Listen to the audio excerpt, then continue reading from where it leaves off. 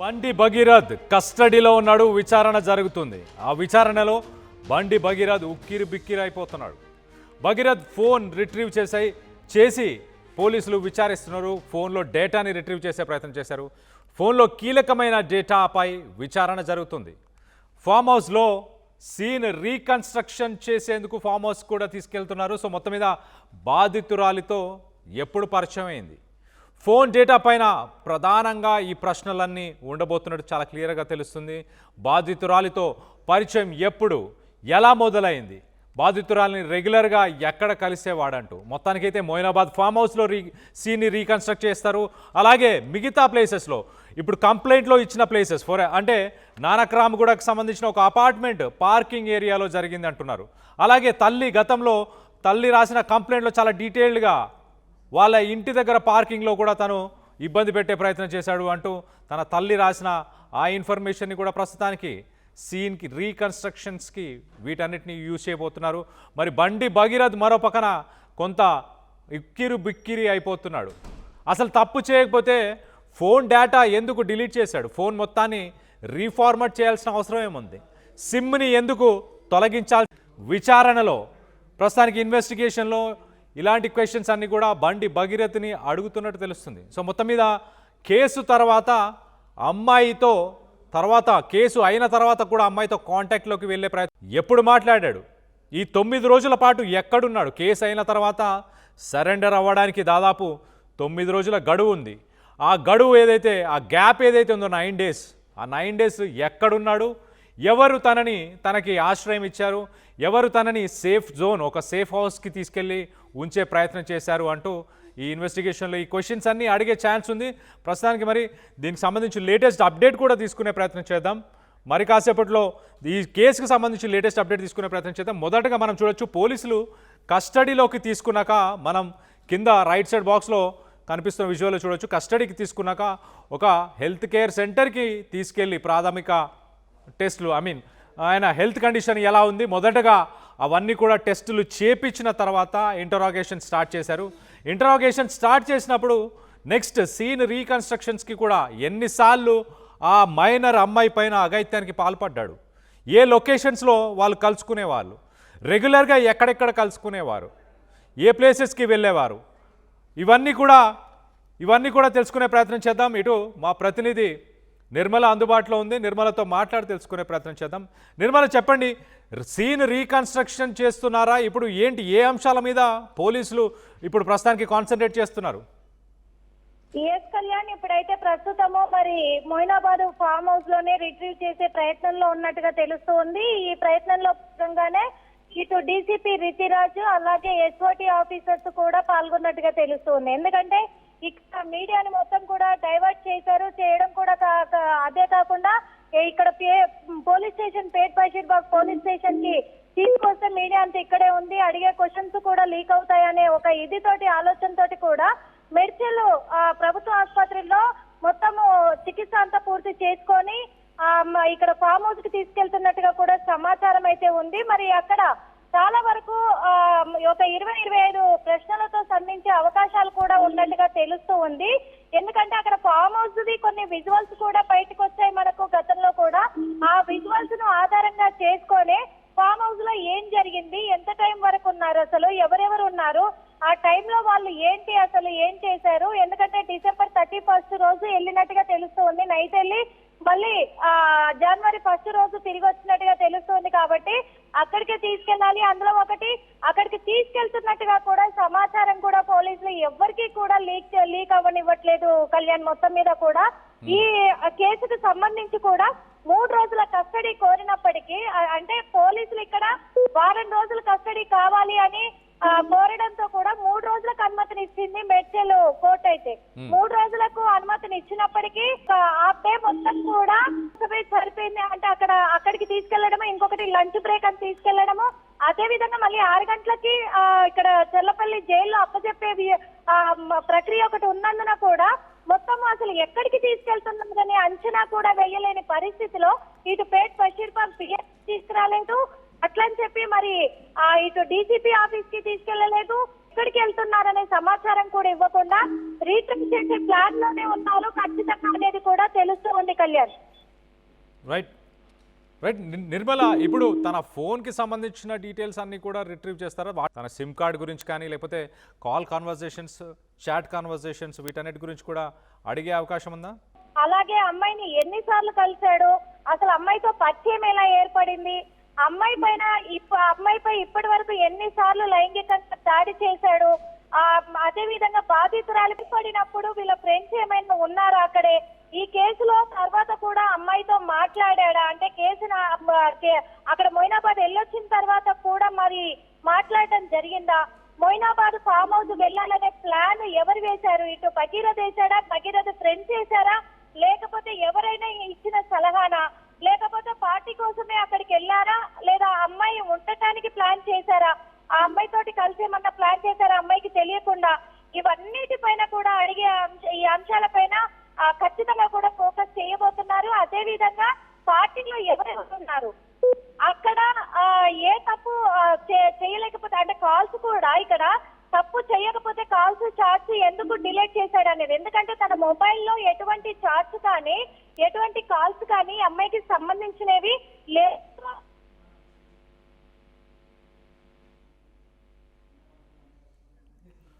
Right Nirmala, thanks for the latest update. మొత్తం మీద బండి భగీరథ్ కేసులో ఇప్పుడు సీన్ రీకన్స్ట్రక్షన్ చేయడానికి తనని మొయినాబాద్ ఫామ్ హౌస్కి తీసుకెళ్తున్నారు. అలాగే ఇతర లొకేషన్స్ నానక్ రామ్గూడకు సంబంధించిన లొకేషన్ కానీ అలాగే మిగతా లొకేషన్స్ అన్నిటికీ కూడా పోలీసులు తీసుకెళ్లే ప్రయత్నం చేస్తున్నట్టు తెలుస్తుంది. డీసీపీ రితిరాజ్ అలాగే ఎస్ఓటీ టీం వీరందరూ కూడా ప్రస్తుతానికి అదే పనిలో నిమగ్నమైనారు. కొంత ఈ ఇన్వెస్టిగేషన్కి సంబంధించిన వివరాలని కూడా కొంత గోప్యంగానే ఉంచే ప్రయత్నం చేస్తున్నారు. మరి కాల్ డేటాకు సంబంధించి కూడా మనం చూడొచ్చు.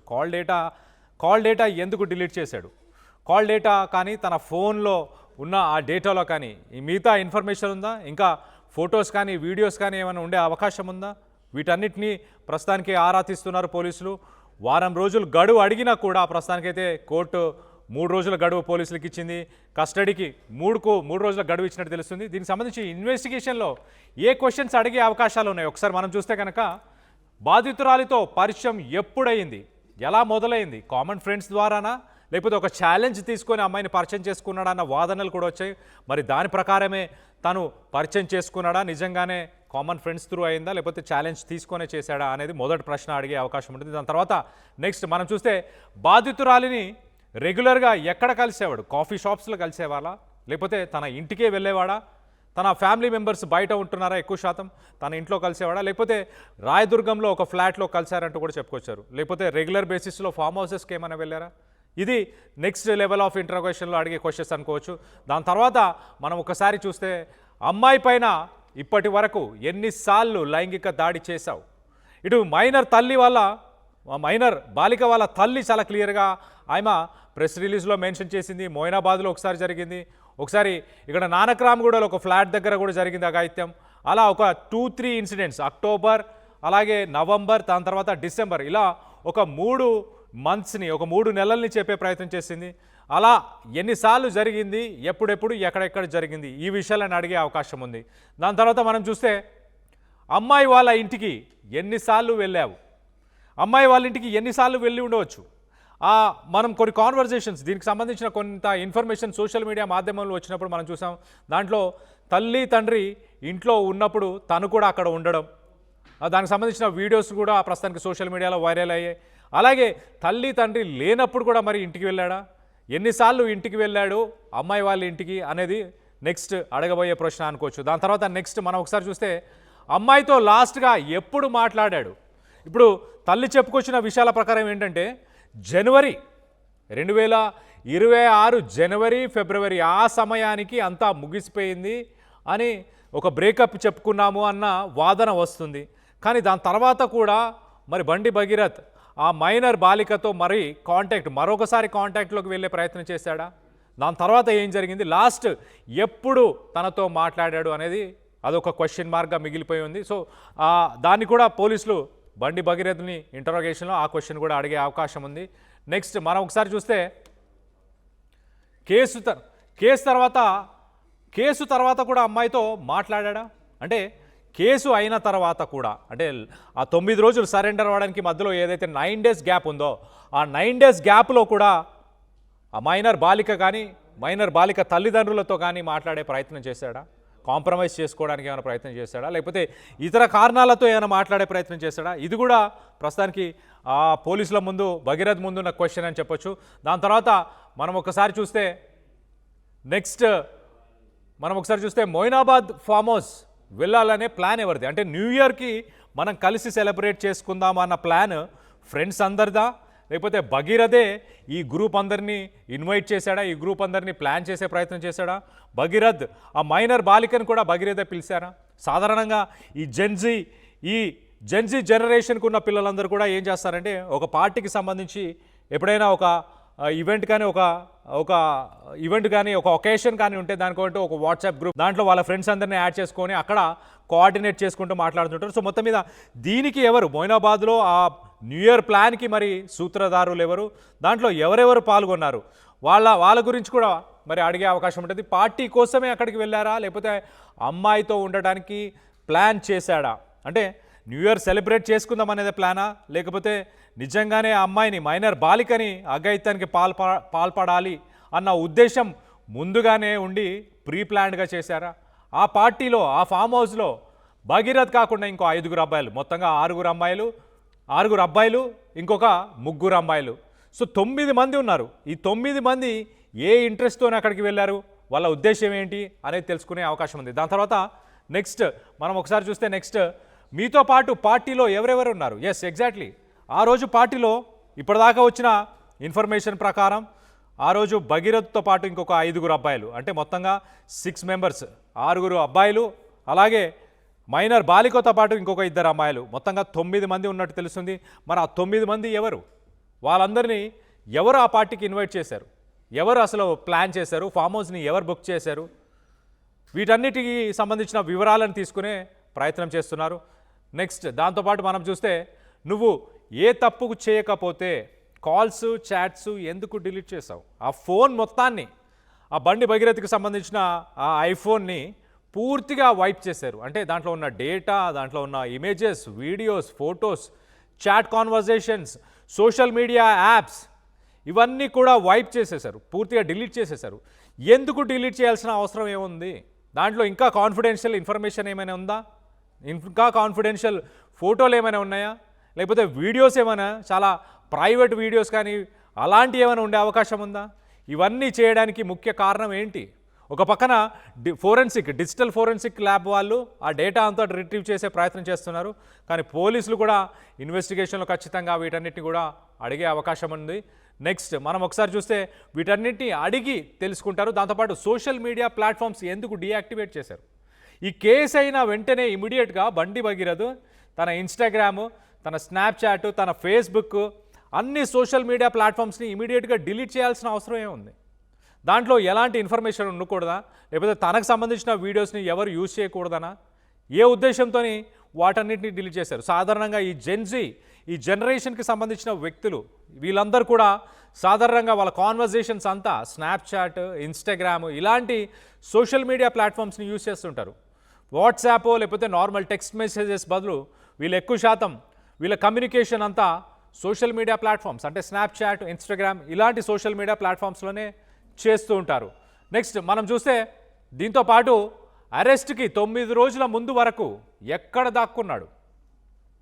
అరెస్ట్ కంటే ముందు 9 రోజులు అంటే కేసు అయినప్పటి నుంచి, ఆ కంప్లైంట్ ఇచ్చి కేసు ఫైల్ చేసినప్పటి నుంచి తను అరెస్ట్ అయ్యే వరకు అంటే ఆ 9 రోజుల పాటు తను ఎక్కడున్నాడు, ఎవరు తనని అలా 9 రోజుల పాటు ఉండడానికి ఒక సేఫ్టీని ప్రొవైడ్ చేసిన వ్యక్తులు ఎవరు?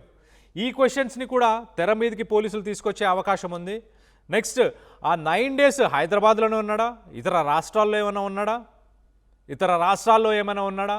ఇలాంటి అంశాలు కూడా పోలీసులు అడగబోతున్నట్టు చాలా క్లియర్గా తెలుస్తుంది. దీంతోపాటు మనం ఒకసారి చూస్తే 9 రోజులు నిన్ను అసలు దాచిపెట్టింది ఎవరు? మనం చూసాం ఇటు ప్రతిపక్షానికి, ఇటు బీఆర్ఎస్కి సంబంధించిన నాయకులు కేటీఆర్ మాట్లాడుతూ చాలా క్లియర్గా మెడికవర్ అనే ఒక హాస్పిటల్లో 28వ ఫ్లోర్లో నిన్ను దాచిపెట్టారు ఆ బండి భగీరథ్ని అంటూ ఆయన కూడా ఒక స్టేట్మెంట్ని ఇలా మీడియా ముందే ఒక స్టేట్మెంట్ని ఆయన కూడా మాట్లాడడం జరిగింది. సో నిజంగానే తను ఒక హాస్పిటల్లోనే ఉన్నాడా, లేక ఒక రిసార్ట్లో ఏమైనా ఉన్నాడా, ఫామ్ హౌస్లో ఉన్నాడా, తన మేనమామ ఇంట్లోనే ఉన్నాడా, ఎక్కడ ఉన్నాడు, ఆ 9 రోజులు ఎవరు దాచిపెట్టారు, ఎవరు హెల్ప్ చేశారు? మరో పక్కన అదే సమయంలో తన ఫ్యామిలీ మెంబర్స్ మీడియా ముందే ఉన్నారు, మీడియా ముందుకు వచ్చి మాట్లాడిన సిట్యువేషన్ ఉంది. సో ఎవరు దాచిపెట్టారు, ఎవరు హెల్ప్ చేశారు? నెక్స్ట్ మనం ఒకసారి చూస్తే దీంతో పాటు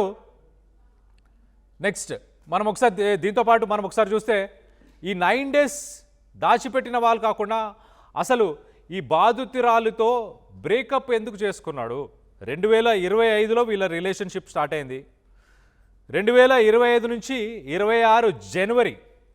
26 జనవరి దాకా వీళ్ళు రిలేషన్షిప్లో బాగానే ఉన్నారు. ఆ జనవరిలో మరి ఒక్కసారిగా రిలేషన్షిప్కి బ్రేకప్ చేయడానికి అసలు మెయిన్ రీజన్ ఏంటి? చేయడానికి ఇతర కారణాలు ఏమైనా ఉన్నాయా? ఫ్యామిలీ మెంబర్స్ నుంచి ఏదైనా ప్రెషర్ వచ్చిందా? మైనర్ బాలిక ఫ్యామిలీ మెంబర్స్ నుంచి ప్రెషర్ వచ్చిందా? బండి భగీరథ్ ఫ్యామిలీ మెంబర్స్ నుంచి ఏమైనా ప్రెషర్ వచ్చిందా? అసలు బ్రేకప్ అవ్వడానికి ముఖ్య కారణం ఏంటి అన్న కోణంలో కూడా పోలీసులు విచారణ జరపబోతున్నారు. నెక్స్ట్ మనం ఒకసారి చూస్తే ఆ కోణంలో ఖచ్చితంగా క్వశ్చన్స్ ఉండబోతున్నాయి. దాంతోపాటు బ్రేకప్ తర్వాత మళ్ళీ అమ్మాయిని కాంటాక్ట్ చేసే ప్రయత్నం చేశారా? బ్రేకప్ తర్వాత బ్రేకప్ ఎందుకైంది ప్రధానంగా చూస్తారు. ఎందుకంటే మరి ఫ్యామిలీ ప్రెషర్స్ ద్వారా వాళ్ళు విడిపోయే ప్రయత్నం చేశారా? ఇతర కారణాలు ఏమైనా ఉన్నాయా? భగీరథ్ వేరే రిలేషన్షిప్లో ఉండడం వల్ల ఏమైనా ఇలాంటి కారణాలు ఏమన్నా ఆ బ్రేకప్కి కారణమయ్యాయా? ఈ కోణంలో కూడా పోలీసులు ఇన్వెస్టిగేషన్ చేయబోతున్నారు. దాని తర్వాత ఒక్కసారి మనం చూస్తే అమ్మాయిని పడేస్తానని ఫ్రెండ్స్తో బెట్టింగ్ పెట్టావంట, అది నిజమేనా? ఎస్, ముందుగా కూడా మనం మాట్లాడుకున్నాం. ఎలా పరిచయం అయింది అంటే ఒక కామన్ ఫ్రెండ్స్ గ్రూప్లో పలానా అమ్మాయి ఉంది, ఆ అమ్మాయిని నువ్వు డేట్ చేయగలవా, అమ్మాయిని నువ్వు పడేయగలవా అంటూ ఎవరైనా కామన్ ఫ్రెండ్స్ ఛాలెంజ్ చేశారా? అందుకే ఆ అమ్మాయితో ఒక రిలేషన్షిప్లోకి వెళ్ళే ప్రయత్నం చేశావా అన్న కోణంలో ఖచ్చితంగా క్వశ్చన్స్ ఉండబోతున్నాయి. అసలు అమ్మాయికి, ఆ మైనర్ బాలికకి, బండి భగీరథ్కి వారిద్దరికి చూస్తే ఏజ్ గ్యాప్ చాలానే ఉంది. అమ్మాయి జస్ట్ 17 years, అప్పుడు భగీరథ్కి ఒక 25 years ఉన్నాయి. సో సుమారు ఒక 7-8 సంవత్సరాల ఏజ్ డిఫరెన్స్ ఉన్నప్పుడు, ఆ ఏజ్ డిఫరెన్స్ ఉన్నా కూడా ఎక్కడ కలుసుకున్నారు, ఎలా కలుసుకున్నారు? సోషల్ మీడియా ప్లాట్ఫామ్లోనేనా, లేకపోతే ఇద్దరు కలిసి మధ్యలో కామన్ ఫ్రెండ్స్ ఎవరైనా ఉన్నారా? మొత్తం మీద ఈ క్వశ్చన్ కూడా తెర మీదకి రాబోతుంది. ఇది చాలా క్రూషియల్గా మారబోతుంది. నిజంగానే ఫ్రెండ్స్ మరి ఛాలెంజ్ చేస్తే ఆ మొయినాబాద్ ఫామ్ హౌస్లో కూడా వాళ్ళే ఉన్నారా, ఆ ఫ్రెండ్సే ఉన్నారా? బండి భగీరథ్ చుట్టూ ఆ ఫ్రెండ్స్ ఇప్పుడు అప్పుడు రెండు, అంటే ఆ సమయంలో ఆ కేసు అవ్వకముందు కానీ, మధ్యలో కలిసినప్పుడు కానీ, మిగతా చోట అంటే మొయినాబాద్ ఫామ్ హౌస్లో, అలాగే రాయదుర్గం దగ్గర ఒక ఫ్లాట్లో వీళ్ళు కలిసి ఉండడం కానీ, ఈ ప్లేసెస్లో కూడా వాళ్ళు ఉన్నారా? ఇది ప్రధానంగా ఉన్న మరొక ప్రశ్న అని చెప్పొచ్చు. దీంతోపాటు మనం చూస్తే ఒకసారి నెక్స్ట్ అమ్మాయి ఫొటోస్, వీడియోస్ ఎవరి ఫోన్ నుంచి బయటకు వచ్చాయి? తన ఫోన్ నుంచే బయటకు వచ్చాయా? బికాజ్ వాళ్ళిద్దరు రిలేషన్షిప్లో ఉన్నారు, వాళ్ళిద్దరూ కలిసి క్లోజ్గా కొంత ఇంటిమేట్గా ఉన్న సెల్ఫీస్ అనొచ్చు, ఫొటోస్ కావచ్చు, లేకపోతే వాళ్ళు ఇద్దరు కలిసి ఉన్నప్పుడు ఉన్న వీడియోస్ కానీ, ఆ మైనర్ బాలిక ఇంట్లో ఉన్నప్పుడు ఆ తల్లిదండ్రులతో ఉన్న వీడియోస్ కానీ, ఈ వీడియోస్ అన్ని ఎవరు రివీల్ చేశారు, ఎలా బయటకు వచ్చాయి, దీని వెనక సూత్రధారులు ఎవరు, దీని వెనక పాత్రధారులు ఎవరు? ఈ కోణంలో ఆల్రెడీ ఒక సిట్ కూడా హైకోర్టు జడ్జ్ ఒక సిట్ని కూడా ఏర్పరిచారు. మరి ఆ సిట్ కూడా ఇన్వెస్టిగేట్ చేస్తుంది. కానీ ఎట్ ద సేమ్ టైం ఆ సిట్ డీసీపీ రితిరాజ్తో పాటు వాళ్ళు కూడా కలిసి ఈ విషయంలో ఇన్వెస్టిగేషన్ చేయబోతున్నట్టు చాలా క్లియర్గా తెలుస్తుంది. మరోపక్కన అమ్మాయికి 50,000 రూపాయలు ఆయన ట్రాన్స్ఫర్ చేసినట్టు ఆధారాలు ఉన్నాయి. గతంలో కూడా తను కరీంనగర్లో ఫైల్ చేసిన కేసులో కూడా చాలా క్లియర్గా దాంట్లో ఆ డీటెయిల్స్ అన్ని మెన్షన్ చేస్తున్నాయి.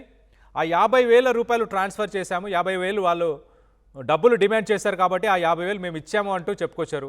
నిజంగానే 50,000 డబ్బులు డిమాండ్ చేశారు అన్న కారణానికే ఇచ్చారా? ఇతర కారణాలకు ఏమైనా ఇచ్చే అవకాశం ఉందా? అసలు సిరీస్ ఆఫ్ ఈవెంట్స్ ఏంటి? ఆ 50,000 రూపాయలు ఎప్పుడు ఇచ్చారు? ఏ నెలలో ఇచ్చాడు? ఏప్రిల్లో ఇచ్చాడా? జనవరిలో ఇచ్చాడా? బ్రేకప్ అయింది జనవరి ఫిబ్రవరి ఆ టైంలో బ్రేకప్ అయింది. మరి జనవరి ఫిబ్రవరి ఆ టైంలోనే డబ్బులు ఇచ్చాడా, లేకపోతే ఒక 6 నెలలు సంవత్సరం కింద ఇచ్చాడా? ఇద్దరు రిలేషన్లో ఉన్నారు అని 2025 నుంచి రిలేషన్లో ఉంటే 50,000 రూపాయలు తనకి గిఫ్ట్గా ఇచ్చాడా? ఏదైనా గిఫ్ట్ కొనుక్కోమని ఇచ్చాడా?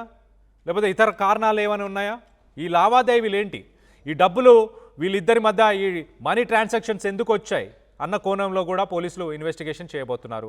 మరో పక్కన అమ్మాయి బ్లాక్మెయిల్ చేస్తుంది అన్నావు, మరి ముందే ఎందుకు కంప్లైంట్ ఇవ్వలేదు? అమ్మాయి నిజంగానే వాస్తవానికి బ్లాక్మెయిల్ చేస్తే కంప్లైంట్ ఇచ్చి ఉండొచ్చు కదా, తన ఫ్యామిలీ మెంబర్స్తో డిస్కస్ చేయొచ్చు కదా. ఈవెన్ మైనర్ బాలిక తల్లిదండ్రులు కూడా తనకు డైరెక్ట్గానే పరిచయం ఉన్న వీడియోస్ని మనం చూసాం.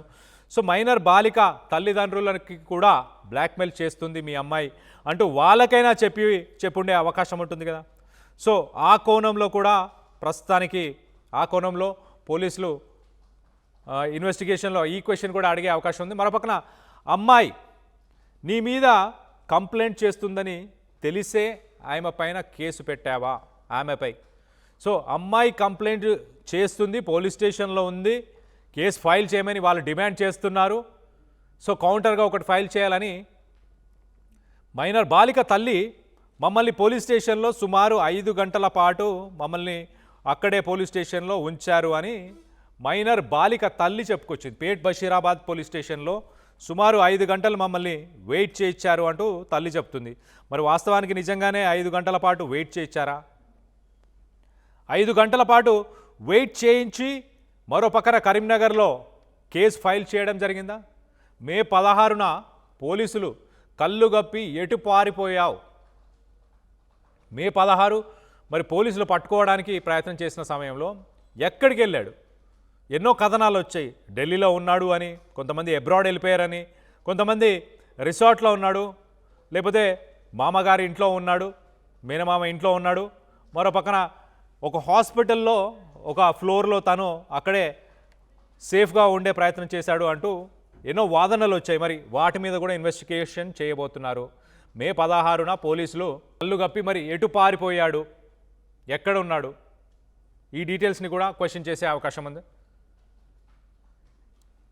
సో మొత్తం మీద సీన్ రీకన్స్ట్రక్షన్కి పోలీసులు ప్రస్తుతానికి ఎస్ఓటి పోలీసులు అలాగే డీసీపీ రితిరాజ్ వీరందరూ కూడా సీన్ రీకన్స్ట్రక్షన్కి ఎక్కడెక్కడ ఈ అఘాయిత్యాలు జరిగాయి అని ఒక కంప్లైంట్ ఏదైతే వచ్చిందో దాని ప్రకారం మొయినాబాద్ అలాగే రాయదుర్గం ఈ అన్ని ప్లేసెస్కి వెళ్ళి ఎక్కడెక్కడ కలిశారు, ఏ సమయంలో కలిసి ఉండొచ్చు, అప్పుడు ఎవరున్నారు వ్యక్తులు, ఇవన్నీ కూడా రీకన్స్ట్రక్షన్ చేయడానికి పోలీసులు ప్రస్తుతానికి బండి భగీరథని తీసుకెళ్తున్నట్టు తెలుస్తుంది.